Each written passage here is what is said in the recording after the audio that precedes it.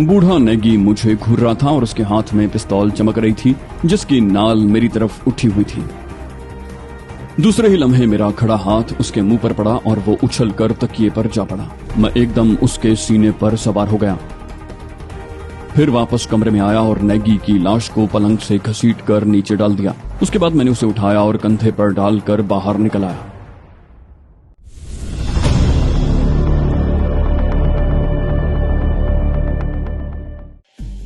ठीक 1 बजे मैं क्वार्टर से बाहर निकल आया। तमाम जरूरी चीजें मेरे पास महफूज थीं।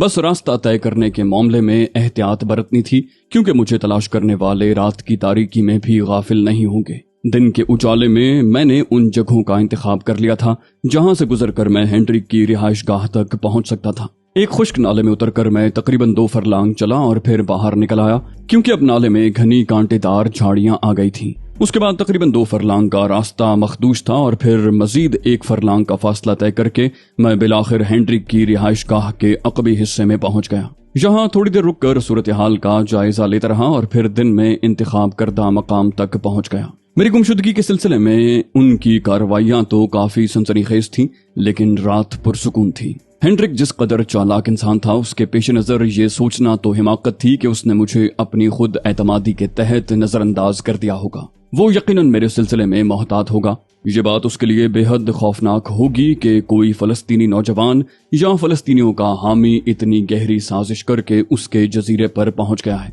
वाकया जिस अंदाज में पेश आए थे, उन्होंने उसे बहुत कुछ सोचने पर मजबूर कर दिया होगा और मेरे गायब होने के बाद ये तशवीश और बढ़ गई होगी। मुमकिन है डैनी मार्श की तरफ भी उसका जहन गया हो, लेकिन उस वक्त हालात पुरसुकून थे और कोई खास बात नजर नहीं आई थी। मैं अंदर दाखिल हो गया और फिर अपनी जगह रुककर मैंने इमारत में दूर दूर तक निगाहें दौड़ाईं। खामोशी और सन्नाटे का राज था। तब मैं आगे बढ़ा और सुर्ख क्वार्टर की तरफ चल पड़ा जिसमें नेगी रहता था। क्वार्टर में मध्यम रोशनी हो रही थी। उसका छोटा सा अहाता सुनसान पड़ा हुआ था। मैं उसके दरवाजे पर पहुंच गया और फिर मैंने दरवाजे को धक्का दिया। उस जजीरे पर एक ही बात मुझे पसंद आई थी। लोग इतने मुतमईन रहते थे कि कभी कोई दरवाजा बंद नहीं मिलता था। यहाँ दरवाजों को बंद करने का रिवाज ही नहीं था। वैसे मैंने अंदर दाखिल होकर दरवाजा बंद कर लिया था और फिर उस कमरे की तरफ बढ़ गया जिसमें नेगी गहरी नींद सो रहा था। वो बहुत होशियार नींद सोता था। दरवाजा खुलने की मध्यम सी आवाज हुई थी, लेकिन उसकी आंख खुल गई। शायद नजदीक ही बिजली का स्विच मौजूद था, क्योंकि दूसरे लम्हे कमरे में तेज रोशनी हो गई। बूढ़ा नेगी मुझे घूर रहा था और उसके हाथ में पिस्तौल चमक रही थी जिसकी नाल मेरी तरफ उठी हुई थी। मैंने जल्दी से हाथ उठाकर कहा, ओ मिस्टर नेगी, माफी चाहता हूँ, मजबूरन मुझे आपके पास आना पड़ा है। उसकी आवाज उभरी, तुम लून हो ना? मैंने कहा, जी हाँ। सूरत हाल ऐसी ही खतरनाक है कि मैं इस तरह चोरों की मानंद आपके क्वार्टर में दाखिल हो गया। वो बोला, क्या बात है? उसके अंदाज में कुछ तब्दीली आ गई थी। पिस्तौल अब भी जूं का तूं उसके हाथ में मौजूद था। मैंने कहा, शायद आपके इल्म में हो कि मैडम मार्सिया बैरूत चली गई हैं। बोला, हाँ मैं ये जानता हूँ। मैंने कहा, और इस बात का भी आपको इल्म होगा कि वो खतरनाक मेहमान हमारे यहाँ मुकीम था। नेगी बोला, हाँ। वो मेरी बातों के जाल में उलझता जा रहा था। मैंने कहा, मैं कई बार उस मेहमान को लेकर मुख्तलिफ जगहों पर गया था और इत्तेफाक से मैंने उसकी चंद बातों को नोट कर लिया। नेगी ने कहा, ओ आओ फिर बैठो, तुम यकीनन कोई खास बात बताने आए होगे। मैं उसके करीब पहुंचकर पलंग पर बैठ गया। मैंने कहा, शायद आपको इल्म भी हो कि मिस्टर बीजान को लेकर दिन में मैं यहाँ आया था। मैंने उचटती सी निगाह उसके पिस्तौल पर डाली और पिस्तौल पर उसकी गिरफ्त का अंदाजा लगाने लगा, जो अब ज्यादा मजबूत नहीं रही थी और ट्रिगर से उसकी उंगली हटी हुई थी। वो बोला, हाँ मैंने मार्सिया की गाड़ी देखी थी। मैंने कहा, मिस्टर नेगी, मैंने उस मेहमान को यहाँ इस इमारत में देखा था। उस वक्त मेरी हालत खराब हो गई। नेगी बोला, इस इमारत में? उसके लहजे से खौफ नुमाया हो गया। मैंने कहा, जी हाँ, आपके एक आदमी की शक्ल में। वो एक मामूली आदमी के मेकअप में यहाँ मौजूद है। नेगी बिल्कुल ही फंस गया था, लेकिन पिस्तौल अब भी उसके पास मौजूद था, इसलिए अभी मैं उस पर हाथ नहीं डाल सकता था, क्योंकि मेरी जरा सी जुम्बिश पर वो फायर कर सकता था। उसने खौफजदा लहजे में कहा, मेरे आदमी की शक्ल में? क्या तुम्हें यकीन है? मैंने कहा, 100% मिस्टर नेगी। ये देखिए, सबूत के तौर पर मैं चंद चीजें लाया हूँ। मैंने जेब में हाथ डालकर मेकअप का सामान निकाला और उसके सामने रख दिया। नेगी ने पिस्तौल एक तरफ रखा और सामान पर झुक गया। मुझे उसी वक्त का इंतजार था। दूसरे ही लम्हे मेरा खड़ा हाथ उसके मुंह पर पड़ा और वो उछल कर तकिए पर जा पड़ा। मैं एकदम उसके सीने पर सवार हो गया। मेरे पहले ही हाथ ने नेगी को चकरा दिया था, फिर भी वो बहुत जानदार निकला और उसने शदीद जिद्दोजहद की। मैंने ना तो उसे बिस्तर से उठने दिया और ना ही उसके हलक से कोई आवाज निकलने दी। मैं भी जिंदगी और मौत की बाजी खेल रहा था। बहरहाल मेरी गिरफ्त उसकी गर्दन पर तंग हो गई और उसकी जिद्दोजहद सुस्त पड़ गई। फिर वो सर्द हो गया। पूरी तरह इत्मीनान करने के बाद मैं उसके सीने से उतर आया और गहरी गहरी सांसें लेने लगा। चारों तरफ खामोशी छाई हुई थी। पुरसुकून होने के बाद मैंने उसकी लाश ठिकाने लगाने के बारे में सोचा। कोई खतरा मोल नहीं लिया जा सकता था। चंद घंटों के बाद लून के कत्ल की इत्तला आम हो जाएगी और अफरा तफरी में मजीद इजाफा हो जाएगा। उससे कबल ही कुछ कर लेना मुनासिब है। मैं कमरे से निकल आया और क्वार्टर के अकबी हिस्से में पहुंच गया। क्वार्टर के पिछले हिस्से में मुझे एक ऐसी चीज नजर आ गई जिसे देखकर मैं ठिठक गया। ये सीमेंट का बना हुआ बहुत बड़ा गमला था जिसकी लंबाई तकरीबन 5 फुट, चौड़ाई 2 फुट और ऊंचाई 2.5 फुट के करीब थी। गमला टूट फूट गया था, इसलिए उसे उसकी असल जगह से हटा लिया गया होगा। उसमें मिट्टी भरी हुई थी। फौरी तौर पर उससे बेहतर जगह दूसरी नहीं मिल सकती थी। मैं वापस अंदर आ गया और कोने खुदरों की तलाशी लेने लगा। फिर मुझे ऐसी एक नोकदार रॉड मिल गई जिससे मिट्टी खोदी जा सकती थी। चंद लम्हात के बाद मैं गमला खाली कर रहा था। मैंने उसकी सारी मिट्टी जमीन पर डाल दी। फिर वापस कमरे में आया और नेगी की लाश को पलंग से घसीट कर नीचे डाल दिया। उसके बाद मैंने उसे उठाया और कंधे पर डालकर बाहर निकल आया। नेगी किसी कदर भारी बदन का आदमी था। बमुश्किल तमाम मैं उसे उस गमले में ठूसने में कामयाब हो सका। बहरहाल वो गमले में समा गया और फिर उसने उस पर मिट्टी डालना शुरू कर दी। तकरीबन 5 इंच मोटी मिट्टी की तह में नेगी छुप गया तो मैंने सतह हमवार कर दी और बारीक बीनी से जायजा लेकर मुतमईन हो गया। फिर इधर उधर से झाड़ झनकार जमा करके मैंने गमले पर डाल दिए। इससे भी इत्मीनान न हुआ तो मैंने एक गोशे से टूटा फूटा फर्नीचर, गाड़ियों के 2 पुराने टायर, टाट की चंद बोरियां उस पर डालकर उसे अच्छा खासा कबाड़ खाना बना दिया, लेकिन इस अंदाज में कि किसी को एहसास न हो सके। उसके बाद मैंने गमले की मिट्टी को क्यारियों में फैलाकर उस पर खूब पानी डाल दिया। फिर वापस आकर मेकअप का सामान संभाला और एक आईना तलाश करके उसके सामने बैठ गया। मैंने अपनी तमाम तर सलाहियतें उस मेकअप पर सर्फ कर दी थी। खासा मुश्किल मेकअप था। बदन को भारी बनाने के लिए कपड़े इस्तेमाल करने पड़े थे। बहरहाल अपनी दानिस्त में मैंने मुकम्मल काम किया था और उसके बाद मेरी किस्मत थी। कई घंटे गुजर चुके थे। सुबह होने के करीब थी। अपनी कार्रवाई का आखिरी जायजा लेकर मैंने भरे हुए पिस्तौल को संभाल कर रखा और फिर पलंग पर दराज हो गया। हालांकि इन हालात में नींद की गुंजाइश कहाँ थी, लेकिन मेरे फौलादी आसाब ने मेरा साथ दिया और मैं गहरी नींद सो गया। किसी तेज आवाज से अचानक आंख खुल गई। खिड़की से सूरज की तेज रोशनी अंदर आ रही थी और बैरूनी दरवाजे पर मुसलसल आवाजें सुनाई दे रही थी। मैं चौंक पड़ा। ये आवाजें कैसी हैं? अजीबोगरीब आवाजें थीं। मैंने कान लगाकर सुना और एक लम्हे के लिए मेरे बदन में सर्द लहरें दौड़ गईं। मुझे महसूस हुआ था जैसे गमले से लकड़ियां और दूसरा फर्नीचर हटाया जा रहा था। यकीनन ऐसी ही बात थी, लेकिन ये कैसे हुआ? कोई खास बात हो गई थी और अगर किसी को इस वाक़े की भिनक मिल गई तो फिर यकीनन सुर्ख क्वार्टर के गिर्द मुसल्ला अफराद मौजूद होंगे। भागने की कोशिश इतनी आसानी से कामयाब नहीं हो सकेगी। फिर ये आवाजें मेरे कमरे के करीब सुनाई देने लगीं। अब इसमें कोई शक नहीं रह गया था कि मेरा राज फाश हो गया है। चुनाचे मैं खौफनाक सूरत हाल के लिए तैयार हो गया। मैंने पिस्तौल का चैम्बर चेक किया और सांस रोककर दरवाजे की तरफ देखने लगा। दरवाजा खुला और मैं सूरत हाल से निमटने के लिए तैयार हो गया। 2 आदमी अंदर दाखिल हुए।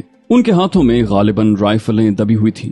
कमरे में ज्यादा रोशनी नहीं थी, इसलिए मैं अच्छी तरह उनके बारे में अंदाजा नहीं लगा सका। बहरहाल मैं उनकी किसी भी हरकत पर फायर करने के लिए तैयार था। उनमें से एक ने अपनी राइफल जमीन पर रखी और फिर शायद वो घुटनों के बल झुककर मसहरी के नीचे झांकने लगा। दूसरा आदमी राइफल हाथ में लिए कमरे के दूसरे कोने में पहुंच गया। उन दोनों की हरकतें बहुत पुरस्कार थीं। समझ में नहीं आ रहा था कि वो क्या करना चाहते थे। फिर उनमें से एक आहिस्ता आहिस्ता मेरी तरफ बढ़ने लगा। अब वो मुझ पर हमला करना चाहता था। मैंने ट्रिगर पर उंगली का दबाव डालना शुरू कर दिया और फिर अचानक मुझे उस स्विच का ख्याल आ गया जो मेरे बिल्कुल करीब था। मैंने फुर्ती से हाथ बढ़ाकर स्विच ऑन कर दिया। कमरे में तेज रोशनी हो गई और वो दोनों चुंधियाई हुई आंखों से मुझे देखने लगे। दोनों के चेहरों पर हिमाकत बरस रही थी। उनमें से एक ने कहा, सॉरी मिस्टर नेगी, हम तो बहुत आहिस्तगी से काम कर रहे थे। हमें अफसोस है कि हमारी वजह से आपकी नींद खराब हो गई। मैं उन्हें देखने लगा। दोनों खाक रोबों की वर्दी में थे और उनके हाथों में दबी हुई राइफलें दरअसल सफाई करने वाले ब्रश थे। ये देखकर मैंने गहरी सांस ली। मैंने नेगी की आवाज की नकल करते हुए पूछा, क्या कर रहे थे तुम दोनों? दूसरा मासूमियत से बोला, सफाई जनाब। मैंने कहा, बाहर और कौन है? उसने कहा, कोई नहीं जनाब, हम बाहर की सफाई कर चुके हैं। मैं दिल ही दिल में अपनी वहशत पर हंसने लगा। मुझसे जबरदस्त हिमाकत सरजद होने वाली थी, मगर खूबी ये तकदीर से बच गया। मैंने मुज़महिल आवाज में कहा, ठीक है, सफाई करो, मैं बीमार हूँ। اور میں کمبل سے چہرہ ڈھک کر لیٹ گیا۔ دل ہی دل میں اپنی حماقت پر میں شرمندہ ہو رہا تھا اور سوچ رہا تھا کہ اگر اس وقت ان لوگوں پر گولی چلا دیتا تو صورتحال بگڑ سکتی تھی، لیکن اس طرح زیادہ وقت نہیں گزارا جا سکتا تھا۔ لون کی لاش کار کی ڈکی میں موجود تھی، جلد ہی اس کی بدبو پھیل جائے گی اور اس کا راز کھل جائے گا۔ پھر نیگی کی لاش جو اسی کوٹھی میں موجود ہے۔ فی الحال وہ لاش محفوظ تھی، لیکن زیادہ عرصے تک محفوظ نہیں رہ سکے گی۔ کسی بھی وقت اس گملے پر کسی کی نظر جا سکتی تھی، حالانکہ مٹی میں دبی ہوئی لاش سے تعفن اٹھنے کا امکان نہیں تھا۔ کوئی بھی حادثہ کسی بھی وقت پیش آ سکتا تھا، خاص طور سے ایسی شکل میں کہ انہیں جزیرے پر میری موجودگی کا علم ہے اور وہ میری تلاش میں جزیرے کا کونا کونا چھان رہے ہیں۔ میں رات کو جاگتا رہا اور مصروف بھی رہا تھا، اس لیے شدید نزلہ ہو گیا تھا اور اس کی وجہ سے بخار بھی، لیکن یہ نزلہ بخار میرے لیے کارآمد ثابت ہوا۔ دوپہر کو ادھیڑ عمر کی ایک عورت میرے پاس آئی۔ اس نے بڑی ہمدردی سے کہا، کیا بات ہے نیگی، آج نظر نہیں آئے؟ سنا ہے بیمار ہو گئے ہوں۔ میں ایک لمحے کے لیے بوکھلا گیا۔ میں بھلا اس عورت کو کیا جانتا، تاہم میں نے پھیکی سی مسکراہٹ کے ساتھ کہا، کوئی خاص بات نہیں، بس موسمی اثر ہے۔ عورت نے میری پیشانی چھوتے ہوئے کہا، او ہو، تمہیں تو اچھا خاصا بخار ہے، میں ڈاکٹر کو بلاتی ہوں۔ میں نے کہا، کوئی خاص ضرورت نہیں ہے ڈاکٹر کی، نزلہ ہے، ٹھیک ہو جائے گا۔ وہ بولی، تم تو ہمیشہ کے بے پرواہ انسان ہو، میں اسے تمہاری کیفیت بتا کر کوئی دوائی لے آتی ہوں۔ وہ اٹھ کر باہر نکل گئی۔ نہ جانے یہ مہربان خاتون کون تھی، میں معلوم نہ کر سکا۔ تقریباً 15 منٹ کے بعد وہ دوبارہ واپس آئیں۔ ان کے ساتھ انہی کی عمر کا ایک اور شخص بھی تھا، جس کے پاس اسٹیتھوسکوپ دیکھ کر میں نے اندازہ لگایا کہ وہ ڈاکٹر ہے۔ ڈاکٹر نے میرے سینے، زبان اور آنکھوں کا معائنہ کیا اور پھر بولا، کوئی خاص بات نہیں مس جینڈولین، موسمی اثر اور تھکن ہے، کم از کم 2 دن آرام کی ضرورت ہے، میں دوائیں بھجوا دیتا ہوں۔ میں نے دل ہی دل میں سوچا، مس جینڈولین تو یہ خاتون مس ہیں، مگر ہیں کیا؟ جب ڈاکٹر چلا گیا تو میں نے اس کی طرف دیکھا۔ وہ بولی، تمہیں تو اپنے آپ سے جیسے دشمنی ہے، کتنا کہتی ہوں کہ اپنی صحت کا خیال رکھا کرو، ہو گئے نا بیمار۔ اس کے لہجے میں ہمدردی اور اپنائیت تھی، میں نے صرف مسکرانے پر اکتفا کیا۔ وہ بولی، دوا کا ڈوز لو اور آرام کرو، میں فالکر سے کہہ دوں گی 2-3 دن کے لیے وہ تمہاری ذمہ داری سنبھال لے گا، آرام ضروری ہے۔ میں نے آہستہ سے کہا، بہت بہتر مس جینڈولین، اور مس جینڈولین مسکرا دی، پھر کھڑے ہوتے ہوئے کہنے لگی، اچھا اب میں چلتی ہوں، دوا جس طرح بتائی جائے پابندی سے لینا۔ وہ ہدایت دے کر باہر نکل گئی۔ رات کی تھکن بھی کام آ گئی تھی، اس تکان نے بخار دیا تھا اور اس وقت کے بخار نے تحفظ۔ باقی رہی مس جینڈولین کی بات، تو یہاں تو سبھی میرے لیے اجنبی تھے، ان سب سے آخر نمٹنا ہی تھا۔ تھوڑی دیر کے بعد ایک نوجوان لڑکا چند دوائیں لے کر آیا، وہ میرے سامنے مؤدب تھا۔ میں نے آنکھیں بھینچ بھینچ کر کئی بار کھولی اور پھر ان پر ہاتھ رکھ کر بولا، کون ہو تم؟ بولا، نیگی صاحب، میں ریگھن فراش ہوں اور آپ کے لیے دوائیں لایا ہوں۔ میں نے کہا، مس جینڈولین کہاں ہیں؟ وہ بولا، اپنے کوارٹر میں گئی ہیں ابھی، مجھ سے کہہ گئی ہیں کہ میں یہیں رکوں اور آپ کو دوا دیتا رہوں۔ پانی لاؤں صاحب؟ میں نے کہا، لے آؤ۔ لڑکے نے پانی دیا۔ بخار تھا اس لیے 1-2 خوراکیں لینے میں کوئی حرج نہیں تھا، چنانچہ میں نے دوا لے لی۔ میں نے کہا، میری آنکھوں میں بھی تکلیف ہو گئی ہے، آرام کروں گا، کوئی بھی مجھ سے ملنے آئے تو منع کر دینا، سمجھے؟ اس نے کہا، جی نیگی صاحب، اور باہر نکل گیا۔ اس کے بعد کا وقت پرسکون گزرا۔ شام کو مس جینڈولین پھر آئیں۔ بولی، ریگھن بتا رہا تھا کہ تمہاری آنکھوں میں بھی تکلیف ہے، کمرے میں روشنی کیوں نہیں کی؟ میں نے کہا، او ہو، بند کر دو جلدی، سخت تکلیف ہے آنکھوں میں، سارا دن آنکھیں نہیں کھول سکا۔ وہ بولی، مگر آنکھوں میں تکلیف کیوں ہو گئی؟ میں نے کہا، مجھے ایسا ہی شدید نزلہ ہوتا ہے، سر میں، آنکھوں میں اور کانوں میں بھی تکلیف ہو جاتی ہے، ویسے دوا سے فائدہ ہے۔ مس جینڈولین نے میرا بخار دیکھا اور کسی قدر مطمئن ہو گئی۔ بولی، ہاں بخار ہلکا ہے۔ میں نے پوچھا، فالکر نے کام سنبھال لیا ہے؟ مس جینڈولین نے میرے نائب کا یہی نام لیا تھا۔ وہ بولی بڑی خوش اسلوبی سے، عمارت پر گارڈ اور بڑھا دیے گئے ہیں، باہر کی فضا بہت خراب ہے، دوسری بستی میں اب بھی تلاشیاں ہو رہی ہیں۔ میں نے پوچھا، تلاشیاں؟ وہ بولی، ہاں، مارسیا کا ڈرائیور لون اپنی کار کی ڈکی میں مردہ پایا گیا ہے اور اس کی لاش کئی دن پرانی ہے۔ میں نے چونکنے کی اداکاری کی۔ لون؟ میرا دل سینے میں اچھل پڑا تھا۔ وہ بولی، ہاں، حیرت کی بات یہ ہے کہ اسے چند گھنٹے پہلے زندہ دیکھا گیا تھا۔ میں نے کہا، کیا کہہ رہی ہو تم؟ مس جینڈولین بولی، اب تفصیل تو فالکر کو ہی معلوم ہوگی، میں نے تو صرف چند باتیں سنی ہیں۔ میں نے ناخوشگوار لہجے میں کہا، اچھا، فالکر کو بلاؤ، مجھے حالات سے کیوں بے خبر رکھا گیا؟ وہ بولی، میں نے منع کر دیا تھا فالکر کو، ورنہ وہ تو تمہارے پاس آ رہا تھا۔ میں نے اسے کہہ دیا تھا کہ اس وقت تمہیں پریشان کرنے کی بجائے وہ اپنی ذمہ داری سنبھالے۔ میں نے کہا، اچھا، بلاؤ اسے، میں اس سے حالات معلوم کرنا چاہتا ہوں، اگر مجھے تفصیلی حالات معلوم نہیں ہوئے تو رات بھر سو بھی نہیں سکوں گا۔ مس جینڈولین فالکر کو بلانے چلی گئی۔ فالکر گٹھے ہوئے بدن کا نوجوان آدمی تھا، कमरे में अंधेरा होने के बावजूद मैंने उसके खद्दोखाल अच्छी तरह जहन नशीन कर लिए थे। फॉल्कर ने मुझे पूरी कहानी सुनाई और उसका लुब्बे-लुबाब ये था कि डिक्की से लून की लाश बरामद हुई है और एक खतरनाक शख्स उसके मेकअप में रहकर ये तमाम हरकतें करता रहा है। ये वही शख्स था जो फरार हो गया था। मैंने पूछा, क्या वो बहुत खतरनाक आदमी है? वो बोला, यही मालूम होता है। सेक्रेटरी साहब खुद भी परेशान नजर आ रहे थे। लॉन्चें उसे तलाश करने के लिए समंदर में दूर दूर तक निकल गई हैं। सेक्रेटरी साहब ने हेलीकॉप्टर भी मंगवाए हैं इस काम के लिए। मैंने कहा, तुम अपने काम में मुस्तैद रहो, ड्यूटी सख्त कर दो, रात को चेकिंग करो। काश मैं बीमार न होता। वो बोला, आप बिल्कुल मुतमईन रहें नेगी साहब। सेक्रेटरी साहब ने खुद ड्यूटियां चेक की हैं और मुतमईन हो गए हैं। मैंने कहा, ठीक है, जाओ, और अगर कोई खास बात हो तो मुझे इत्तला जरूर देना। वो बोला, बेहतर जनाब, और बाहर चला गया। मिस जेंडोलिन से भी थोड़ी देर के बाद जान छूट गई थी, लेकिन उनका हुदूद अरबा मेरी समझ में नहीं आया था। न जाने उनका मिस्टर नेगी से क्या ताल्लुक था। वैसे उनका लहजा खतरनाक था। रात को मैंने रिघन को भी वापस भेज दिया और अब मैं सुर्ख क्वार्टर में तन्हा था। काफी रात गए जब माहौल पर गहरी तारीकी और सन्नाटा मुसल्लत था। मैं खामोशी से अपने कमरे के दरवाजे से बाहर निकल आया। पहले मैंने बाहर का जायजा लिया और उसके बाद उस गमले के पास पहुंच गया जिसमें मिस्टर नेगी आराम कर रहे थे। मैंने कहा, सॉरी मिस्टर नेगी, मुझे अफसोस है कि आपको मेरी वजह से तकलीफ उठाना पड़ी, लेकिन मजबूरी थी। अब आपसे दरखास्त है कि खामोशी से यहाँ आराम करते रहें और ऐसी कोई हरकत न करें जिससे मुझे परेशानी हो। मैंने उस तमाम सामान को चेक किया जो उस गमले पर रखा हुआ था। इसमें कोई तब्दीली नहीं हुई थी जिससे मुझे इत्मीनान हुआ। यूं भी वो कोई काबिल तवज्जो जगह नहीं थी। मैं वहां से मुतमईन होकर वापस कमरे में आ गया। मेरी तलाश हो रही थी पूरे जजीरे और आसपास के समंदर में। बहरहाल मैं अपनी जिंदगी के दिलचस्प तरीन दौर से गुजर रहा था और मैंने तवील अरसे तक इस जिंदगी के ख्वाब देखे थे और यही उनकी ताबीर थी। मैं तो उसे अपनी तकदीर की मेराज समझता था। फलस्तीन का मामला नया नहीं था। इसराइल के क़याम के बाद से आज तक जो वाक़यात पेश आए थे, अहले इस्लाम उन पर खून के आंसू रोए थे। बैतुल मक़दस की आज़ादी के लिए हमेशा दुआ के लिए हाथ उठते थे। मैंने अपने गांव की मस्जिद में जुम्मे की नमाज के बाद मौलवी साहब की रिक्कत-आमेज़ आवाज़ें सुनी थीं।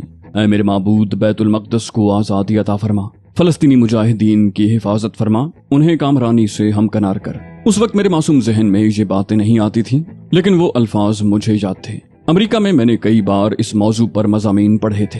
अखबार में फलस्तीन से मुताल्लिक खबरें पढ़ी थीं, लेकिन मेरे दिल में कोई खास जज्बा बेदार नहीं हुआ था। लेकिन उस दिन एब्रन हॉल में वो शर्मनाक तकरीर मुझसे बर्दाश्त नहीं हो सकी और मेरे सीने में जज्बात का समंदर उबल पड़ा। और उसके बाद से आज तक मैंने सहूनी निजाम से नफरत की थी। मेरी दिली ख्वाहिश पूरी हो गई थी। आज मैं भी फलस्तीनी मुजाहिदीन में शामिल था। मैं पाकिस्तानी था, लेकिन फलस्तीन भी मेरा था।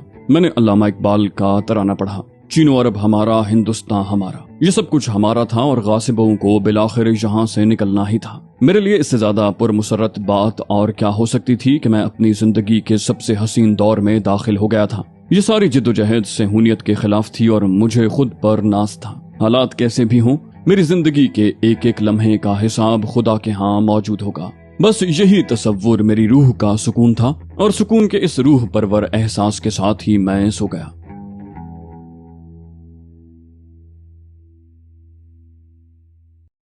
तो दोस्तों, ये थी हमारी आज की एपिसोड। उम्मीद करते हैं आपको हमारी कहानी पसंद आई होगी। जाने से पहले इस वीडियो को लाइक कीजिए और शेयर करना मत भूलिए। कमेंट करके हमें बताइए कि आपको हमारी वीडियो कैसी लगी। और अगर अभी तक आपने इस चैनल को सब्सक्राइब नहीं किया तो इसे सब्सक्राइब कीजिए और बेल आइकन दबाकर ऑल नोटिफिकेशंस ऑन कर लीजिए।